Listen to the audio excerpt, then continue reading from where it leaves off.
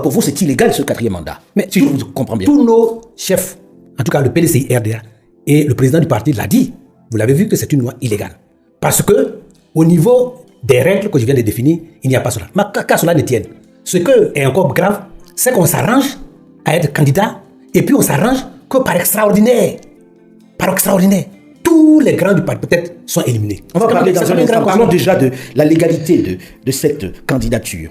Madame Touré, quand vous entendez ça, on vous dit le candidat Alassane Dramane Ouattara n'est pas légalement autorisé à se présenter pour un 4e mandat. Que répondez-vous à ça?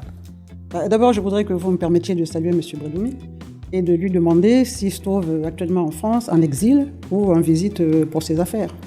Quel est le rapport? Je n'ai pas trop compris pourquoi. Non, c'est un compatriote que je salue, dont le président a dit que la Côte d'Ivoire était tellement gendarmée que tous ses collaborateurs étaient en train d'aller en exil, et donc M. Bredoumi qu'il avait fait venir auprès de lui. Moi, quand vous aurez invité à votre tribune, je vous le dirai. Non, mais on est d'accord l'entre ivoirien, vous pouvez me le dire. On n'est pas venu pour ça. Madame Touré, ce que votre président a dit, c'est pas vrai. J'ai dit, je ne suis pas venu pour ça. Vous n'êtes pas en exil, c'est bon à savoir. Non, je ne suis pas venu pour vous répondre. Non. Je suis venu à la demande. Votre président a dit que vous étiez venu, vous avez fait Madame Touré, et vous avez dit que non, c'est très bien. Maintenant, on va parler du débat qui nous a on va y aller au débat. Et par rapport au débat, donc M. Bredoumi dit que le mandat du président n'est pas légal, mais il vient de dire aussi qu'il avait voté oui au référendum.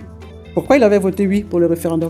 Parce qu'il estimait qu'il ne devait pas y avoir une autre candidature. C'est parce que M. Bédier, qui était aussi concerné par les dispositifs de cette loi-là, était concerné par la levée de la limite d'âge pour la candidature. Parce que le PDCI était avec nous. Mais la limite d'âge est acceptée. La limite d'âge est acceptée. Mais qu'est-ce qui est accepté, n'est-ce pas, ce référendum? Je vous montre. Oui. Mais quel élément? Oui. Non, mais madame, laissez-moi le débat avec... Je vous le montre que moi, je suis allé faire campagne. Ah d'accord, donc on va débattre ensemble. À l'Assemblée nationale, quand on envoie une loi, la loi comprend 2 volets. Vous parlez du référendum ou de loi? Mais c'est un projet de loi. Oui, bon, le référendum est d'abord un projet de loi qui se soumet au peuple et devient une loi. D'accord. Vous pouvez l'apprendre. Maintenant, merci beaucoup. Bon, maintenant, dans la loi, il y a 2 volets. Il y a le texte législatif, et puis il y a l'exposé des motifs. Les 2 sont entiers. On voit d'abord l'exposé des motifs, et puis après, on va dans le texte.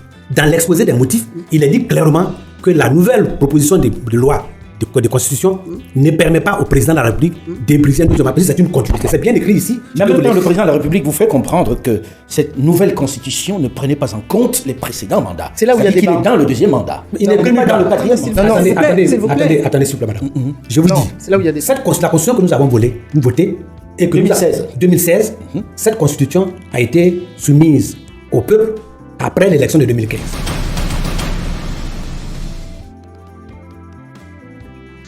Quatre mandats, 3 mots qui ont enflammé tout un pays. Est-ce un droit ou une dérive? Aujourd'hui, on va aller droit au but. Texte de loi, constitution, promesses passées et réalité politique. Tu vas voir pourquoi ce débat est bien plus profond qu'il n'y paraît. Avant de commencer, deuxièmement, la loi disait qu'il fallait un vice-président. Et que, comme le président est déjà élu, ce vice-président sera choisi par le président à l'Assemblée nationale. Et que chaque fois que le président se présentait, il fallait un vice-président avec lui. Donc c'est cette loi-là qui a été votée. Mais en 2020, avant 2020, on a modifié encore cette constitution pour que le président de la République choisisse son vice-président. Voyez-vous? Donc, ne nous perdons pas. Donc, pour vous, la Constitution n'est pas respectée parce qu'il fait un 4e mandat pour vous. Or, dans l'interprétation... Quand vous dites 4e mandat, ça veut dire qu'il n'y a pas de mandat. Donc, dans l'interprétation en face, les compteurs ont été remis à zéro avec la Constitution de 2016. C'est bien ça. Monsieur Foucault, moi, je n'étais pas à l'Assemblée nationale, je ne suis pas député. J'ai défendu un projet de référendum qui consacrait une 3e République et qui donnait 2 autres mandats au président de la République.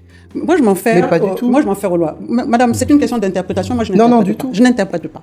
Il y a eu une nouvelle constitution, il y a eu une nouvelle république qui a mis les compteurs à zéro, qui donnait 2 mandats au président. Il en a fait le premier, il en fait le deuxième. On peut être d'accord ou pas, mais quand on respecte la loi, on est obligé de l'accepter. Non, du tout. Non, il faut quand même être clair. Il y a eu ce référendum porte sur des modifications du texte fondamental. Des modifications. Le référendum, c'est un mode de choix, c'est un mode de scrutin. Ce qui compte, c'est le texte, ce sont les modifications. Le référendum, c'est un outil, c'est un moyen, c'est pas le fond. Le fond, c'était des modifications apportées à la Constitution. C'est sur ça qu'il y a eu référendum. Et ces modifications qui ont donc modifié la Constitution, qui fait qu'effectivement nous sommes dans une troisième République, ne remet pas en cause la totalité du texte fondamental. Et d'ailleurs,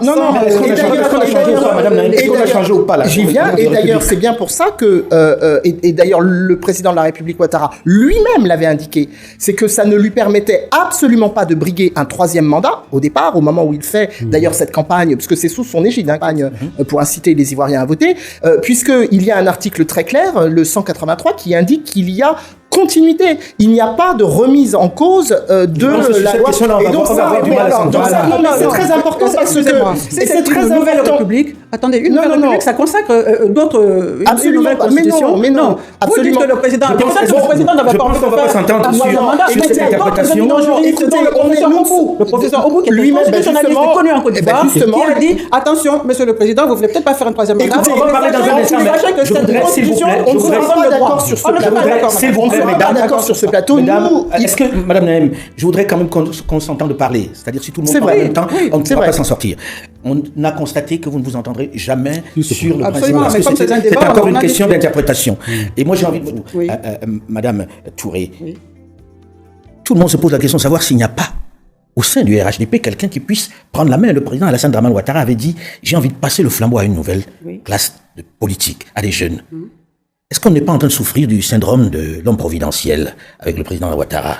Mais est-ce que vous ne vous posez pas la question de savoir si au FPI, il n'y a personne d'autre que M. Gbagbo à vouloir se présenter à la présidence? Pour l'instant, il n'est pas candidat. On posera la question au moment venu. Il n'est pas candidat parce qu'il ne peut pas être candidat. Oui, mais pour l'instant, le seul qui soit candidat, c'est dans votre camp. Mais et on pose la question maintenant, ça viendra en son temps. Si M. Gbagbo, s'il lui était possible d'être candidat aujourd'hui, il serait candidat. C'est possible. Là, on est encore dans le domaine du si. Du conditionnel. Bon, mais là, on a un candidat, Madame Touré, de 83 ans, qui demandait à se reposer, et qui voulait passer la main, comme il a dit dans son discours, à une nouvelle classe d'hommes politiques.